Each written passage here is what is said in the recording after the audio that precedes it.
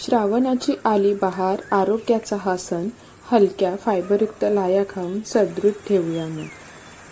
नमस्कार, कशा आहात सर्वजण? मस्त आहात ना? मी पूजा तुमचं न्यूट्रिबॉल चॅनलमध्ये स्वागत करते. नागपंचमीला पारंपरिक महत्त्व तर आहेच, पण आज आपण गावाहून आणलेल्या अस्सल सालीपासून कोणत्याही तेला तुपाचा वापर न करता फक्त एका सुती रुमालाने लोखंडी तव्यावर नॅचरल आणि वेट लॉससाठी उत्तम असणाऱ्या पांढऱ्या शुभ्र लाया कशा बनवायच्या ते पाहणार आहोत. चला तर मग रेसिपीला सुरुवात करूया. सगळ्यात आधी या लायाच्या दाण्यांना आपण सुपात घेऊन व्यवस्थित पाकडून स्वच्छ करून घेणार आहोत. गावाहून आणलेल्या या धान्यामध्ये थोडा कचरा, पोकळ दाणे किंवा खडे असण्याची शक्यता असते. सुपाने पाकडल्यामुळे हलका कचरा सहज निघून जातो आणि आपल्याला मिळतात एकदम स्वच्छ शुद्ध हे लायाचे दाणे. घरच्या घरी बनवलेल्या या लाया बाजारात मिळणाऱ्या लायापेक्षा कितीतरी पटीने शुद्ध आणि केमिकल फ्री आहेत. आता आपण काय करायचं आहे, गॅसच्या अवतीभोवती असे कपडा टाकून द्यायचा आहे, कारण हे जे दाणे आहेत ना ते जोरजोरात फुटतात आणि इकडे तिकडे उडू शकतात. आता आपण गॅसवर लोखंडी तवा चांगला कडकडीत गरम करून घेतलेला आहे. पारंपरिक चव, लोखंडाचे गुणधर्म आणि आरोग्यासाठी नेहमी लोखंडी तवाच वापरावा. तवा पूर्ण तापल्यावर त्यावर फक्त मुठभर साळीचे दाणे आपण टाकायचे आणि एका सुती रुमालाची घडी करून ते दाणे तव्यावर हलक्या हाताने गोल गोल फिरवायचे. रुमाल फिरवल्यामुळे उष्णता सर्व दाण्यांना सारखी मिळते आणि दाणे जळत नाहीत.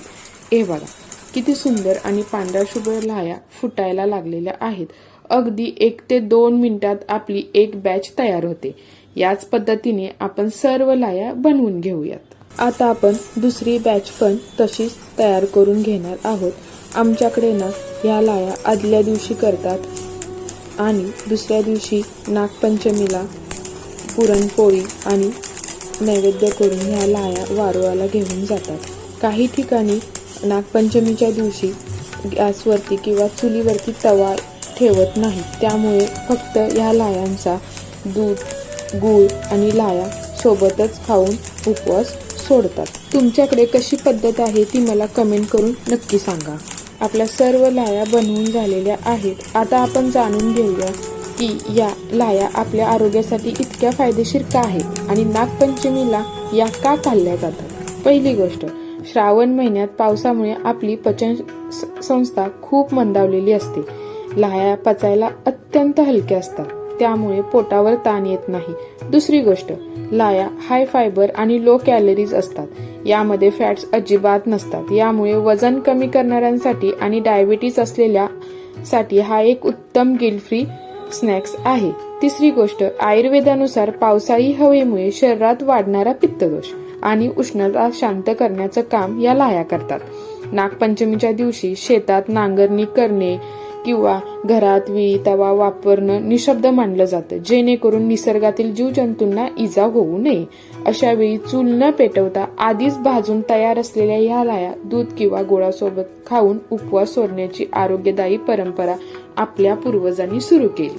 तर अशा प्रकारे आपला नॅचरल, पौष्टिक आणि आरोग्याचा खजिना असणाऱ्या या लाया तयार आहेत.